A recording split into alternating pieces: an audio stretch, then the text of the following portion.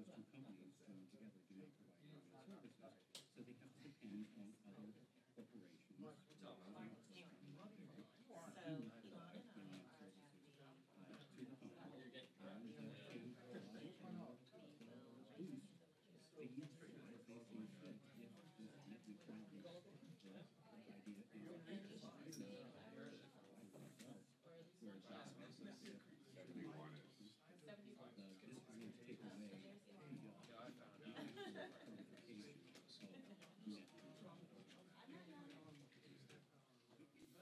Yeah, we're gonna plug in. Oh wait, you want to talk to her, Jordan? Yeah. Oh yeah.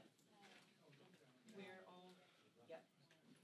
We're all on the same page. We can check her in right now. Yeah. Check her Well, in. there's a question about that. I'll call her to. The feeling is that this may, Okay. No, you don't need to have a question, it's just before we go live. Definitely come.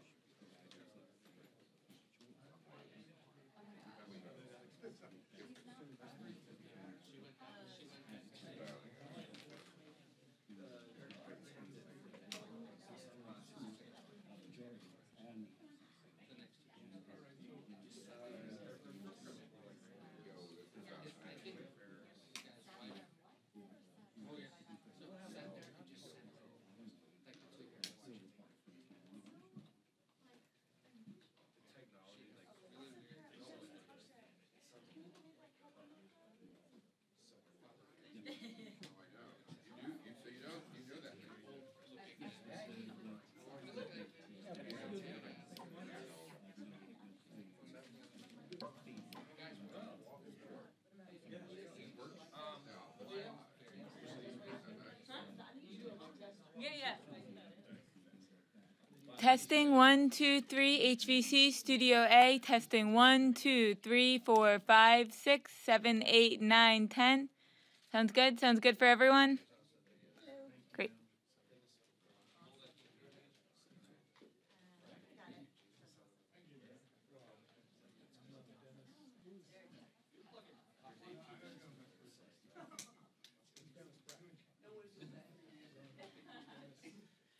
I hate you heard that. Oh yeah.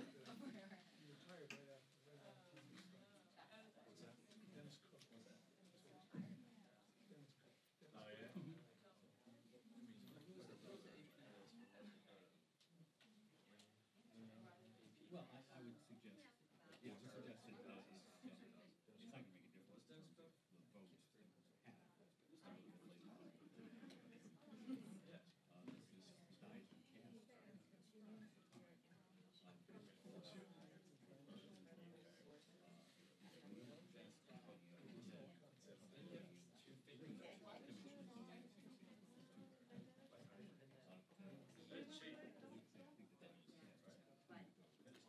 I know. Yeah, I'm excited about that.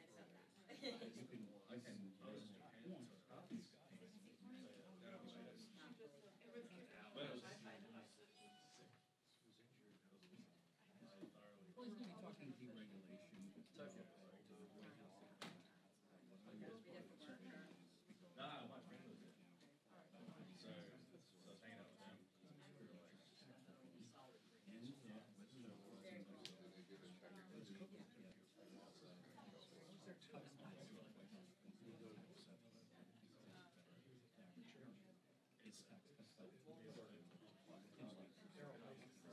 Yeah.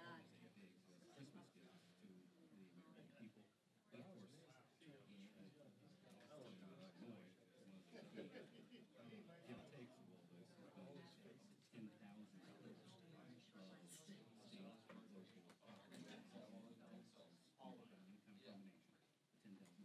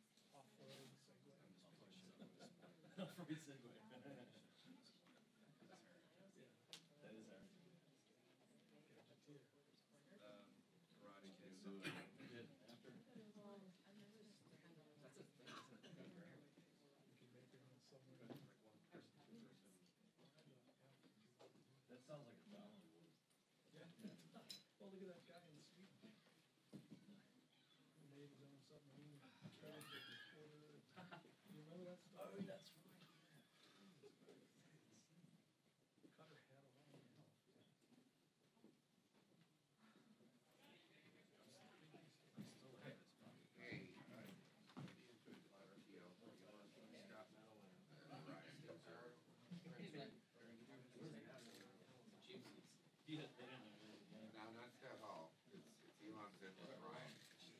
Doesn't matter. I'm just with her for this particular.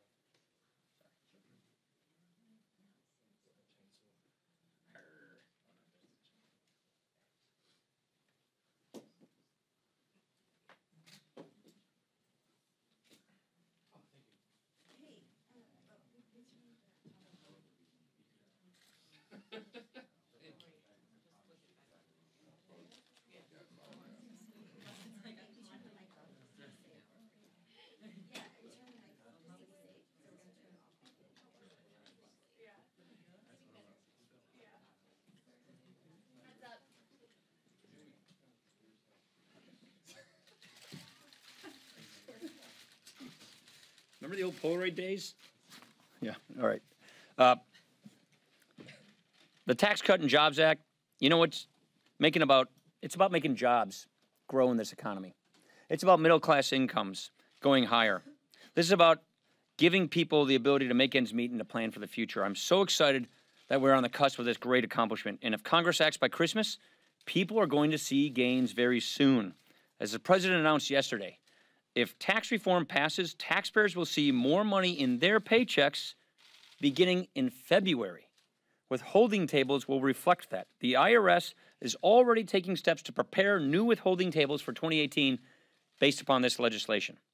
This tax cut will mean less of a paycheck going to Washington and more to the hardworking person who earned it. Again, that's the whole purpose of this bill. Bigger paychecks for the people working hard to provide for their families. This is real relief. In addition to the course that this relief gives people a simpler system and a fairer tax code. That is what this accomplishes. Second, the Appropriations Committee has introduced a continuing resolution that addresses critical national priorities. As you know, the People's House here passed all 12 appropriation bills on time and ahead of the fiscal year deadline. It remains our goal to see all 12 become law. For now, at a time when we face threats around the globe, we believe it's vitally important that we fund our national defense. We want to make sure that the resources are in place to continue the important work to rebuild our military. As you all know, this is one of our high priorities of this term, is to rebuild our military. This bill helps do that. We're also acting to extend the Children's Health Insurance Program. You may recall last month, I think it was November the 3rd, the House passed a fully funded extension to protect the 9 million children covered under CHIP. That bill is H.R. 3922, the Championing Healthy Kids Act. Unfortunately, an overwhelming majority of House Democrats voted against that extension of CHIP funding. Care for children in need should always go beyond party lines. So I certainly hope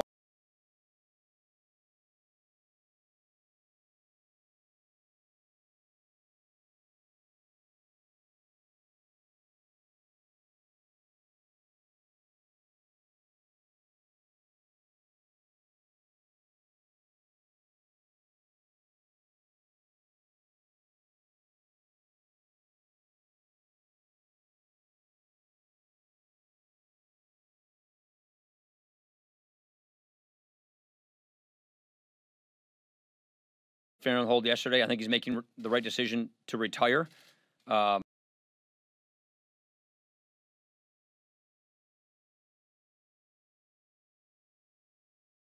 Be leaving Congress, and that reflects some of the conversations we had. After he had settled his lawsuit, he brought in, after there were continued complaints, and this has been reported, an outside investigator to see if there was sexual harassment going on in the office. The Office of Compliance actually recommended and helped find him that outside investigator. I'm wondering, do you know by chance how much taxpayer money is? Yeah, I don't. This is the first I've even heard that, so I don't. Do you think it should be made public how much of that? I don't even. I've never even heard this before. He is under ethics committee investigation right now, and so I would refer you. What the ethics committee typically does is they don't, report on where they are, but he is under an ethics committee investigation right now, as he should be. Chad. Thank you. Have slept in their offices. You have slept in your office for years. Members, show this as a sign of fiscal frugality. It's more of a convenience thing, but yeah. Around from their offices to the House gym and their cities and so on. Should members of Congress be allowed to sleep in their offices, considering the Yeah, I don't see the point. We sleep in our offices because we work till about midnight, and we get up early in the morning. Our staffs. I never see my staff when I return back to my office. I go from the Capitol to the office, so it's not that we're seeing our staff in the evening when we're. That to me makes a lot of sense because I live in Janesville, Wisconsin. I don't live here in Washington, D.C. If I'm not here voting and working, constituents, this is simply a convenience factor, and I don't see how it's connected to anything else. Let me go to Christine.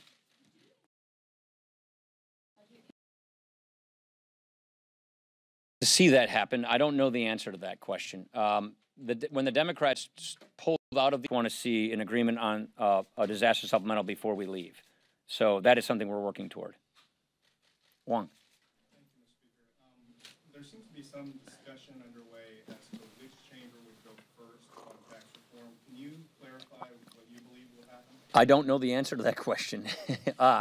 There is discussion about this. It's all about timing and managing absences in the Senate.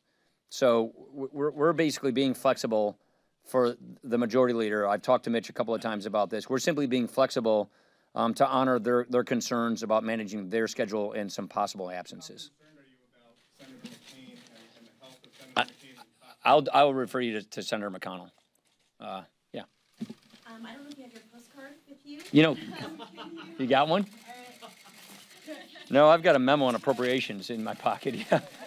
Yeah. That taxpayers will use to file their taxes when the tax bill passes come April 15th, and then also Well, considering. April 15th is for the last year. This is a tax code for the next year. Yeah, right.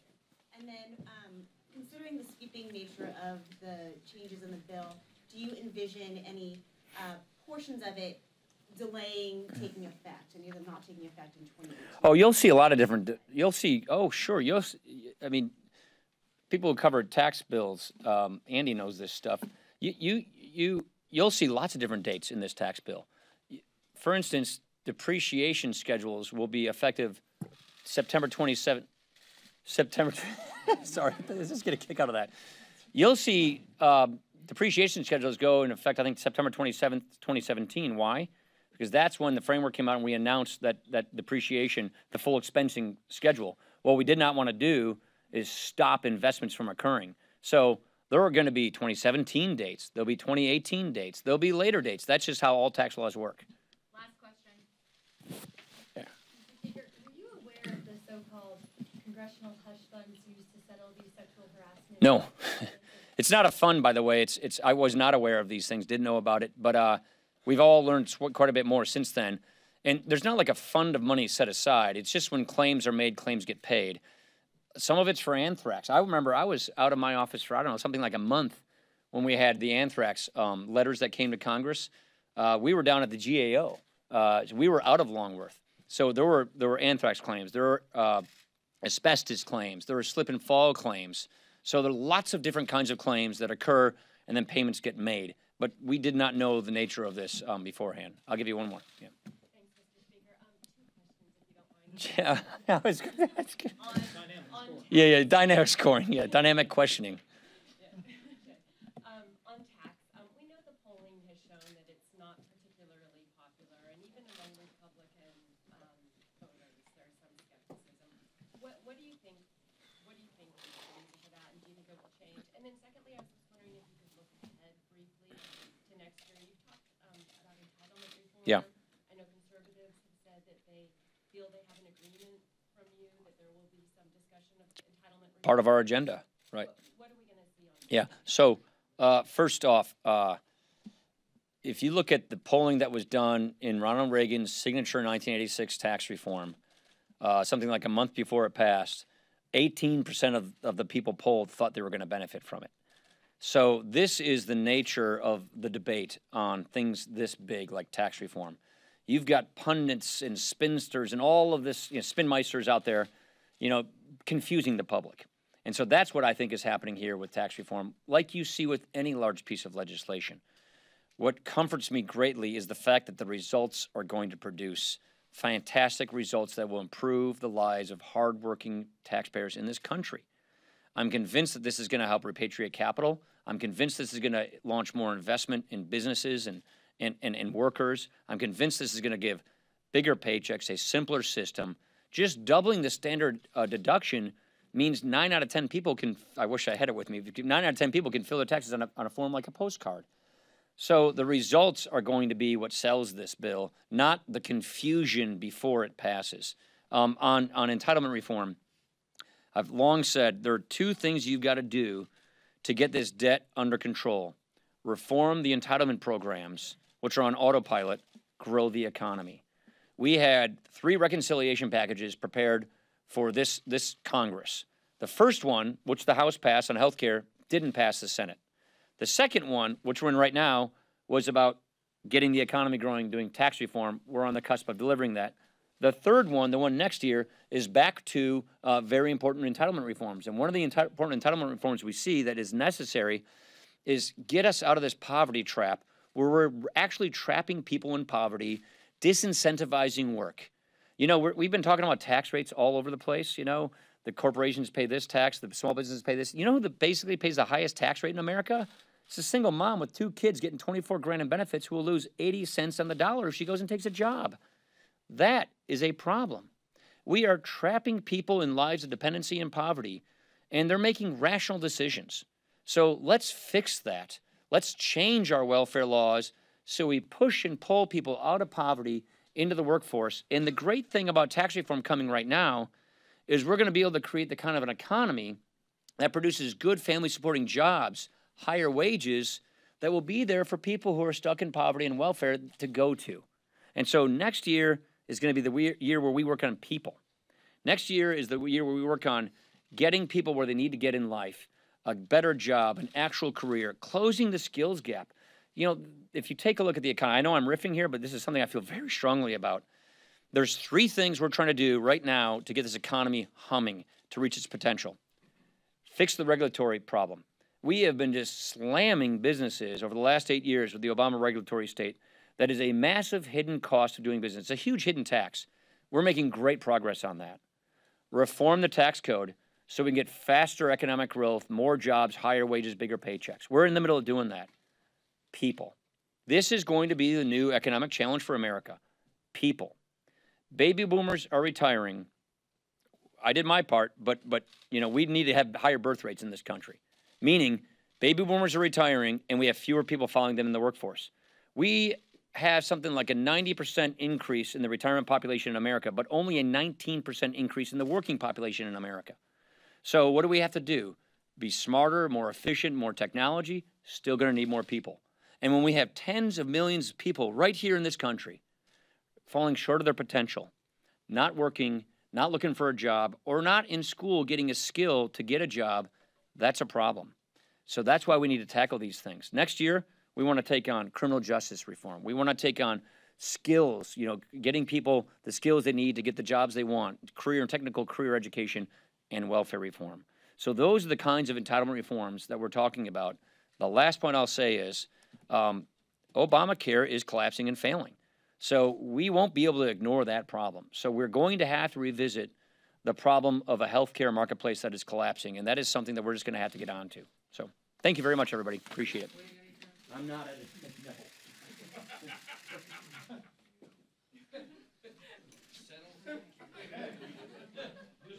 No.